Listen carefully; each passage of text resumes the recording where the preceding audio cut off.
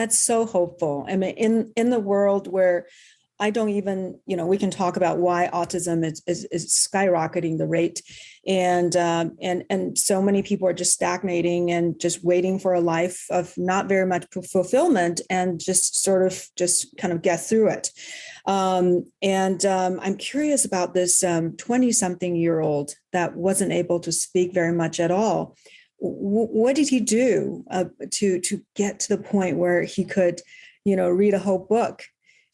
It's his mom, and it usually comes down to the parents, right? And his mom was searching on the internet and found me and found my program and joined, instead of just saying, "Oh, I've tried everything," or she wouldn't stop. She was, just a diehard mom who wanted to help her son no matter what, and she came in to get the education and started implementing what I was teaching her. And it really started, the changes for her son even started with the diet alone, because there's a big connection between the gut and the brain. And people think, well, why don't, what's wrong? So, why don't I want to eat wheat or dairy? So gluten and casein, which are the proteins in dairy and wheat, along with, of course, sugars and processed carbohydrates and all of these things, they will create a lot of inflammation in the gut and actually create leaky holes in the gut, called leaky gut, of course.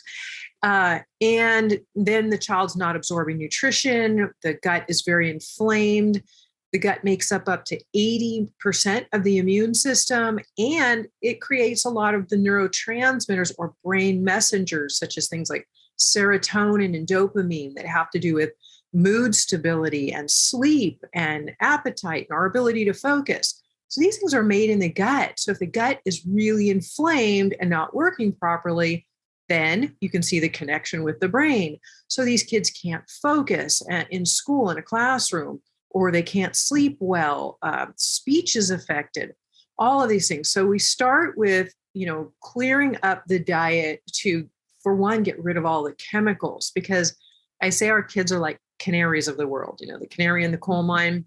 They're ultra sensitive, and our environment has a lot of toxins in it today. It is really the reason why the autism epidemic has skyrocketed. And there are multiple environmental toxins and co-infections.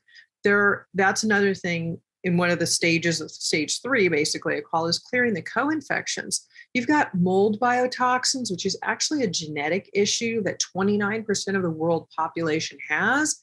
And it means the body can't get rid of the excess toxins when we're exposed to mold, like from a water damaged building. This is really, really common, and much more common than we think. And it really prevents the brain from being able to focus. People can get heavy anxiety or depression. So there are a lot of things behind that. Lyme disease, very, very common in autism, and it can be passed from mom in utero and through breast milk. So there are a lot of issues with Lyme disease, a lot of... You think Lyme disease could be a triggering factor for autism? Absolutely. Mm-hmm. And it mimics the symptoms of autism. I've got on my website, there is a podcast that I did. If you just click on blog, what causes the symptoms of autism? And I go through the DSM, the Diagnostic Statistical Manual, that the psychiatric department uses to diagnose autism. And those symptoms, as then compared to, and I go through candida and then heavy metals like mercury, aluminum, all of the toxicity, and then go through these co-infections I'm talking about, and I give the symptoms of each. And under those, you can see how the symptoms of those compare so much to the symptoms of autism. And that's why when we start to work with them, and I mean, thoroughly, A to Z, not just a little bit, because I always hate to see somebody just fall short of the results they could have gotten with their child if they had known the whole A to Z. So that's why I am just preaching it. You've got to know all of the pieces, because you don't want to be stopped short of the results that you could have gotten. Wow. Yeah. So back to the 20-something-year-olds. So they went through the whole 4 stages with you. Yeah. The mom is still in the program. Still Yeah. on the program. He started, it was about 2 months in. I interviewed her. Her name is also Karen, but I know that the link directly, because it's so easy to remember, is naturallyrecoveringautism.com/123. And she also did a brief video interview for us to just talk about it, which is on the testimonial page on my website. But she was saying how really it was about within 2 months into the program, because this can take years, but within the first couple of months, she started really changing his diet, which she really hadn't known clearly all of the things to do around diet before. And as she really started cleaning it up, she noticed that he was becoming more verbal. And so for him, some kids, it might be in a couple of months, you start noticing those changes. And for others, it might be, a few more months or longer, it just depends. And then the more you do, the more results that you can get.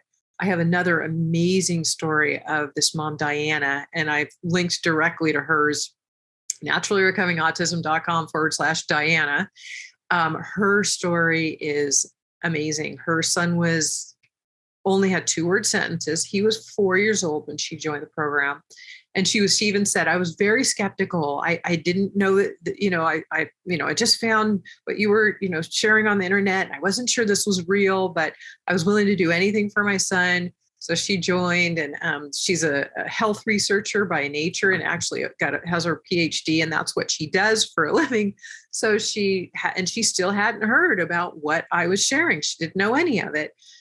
So she again began implementing. About a year in, her son went from nonverbal in a special ed class, hiding behind her every day when they went to school, afraid of the other kids, wouldn't connect with them at all, wasn't able to academically perform, couldn't do anything, screaming tantrums, she says, 24/7. He was just wild. And now he's in a regular classroom, functioning academically at the top of his class. Wow. His teacher tells her he is the leader in the class as far as socially. He's leading the other kids, not afraid of them at all. Now he has friends, he has a life.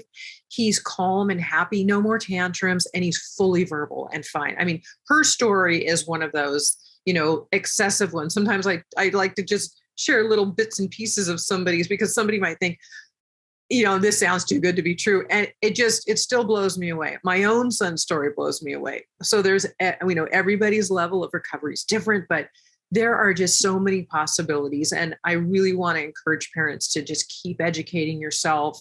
I've got a quiz right on the homepage of my website that you can go and learn where you fall into. Just a few questions and then answers, and we'll all get back to you with a PDF that'll help you understand what it is, where you fall on the journey right now, like where you are.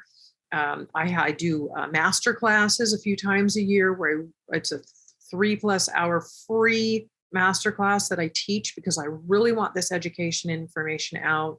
So there are resources, they exist for you.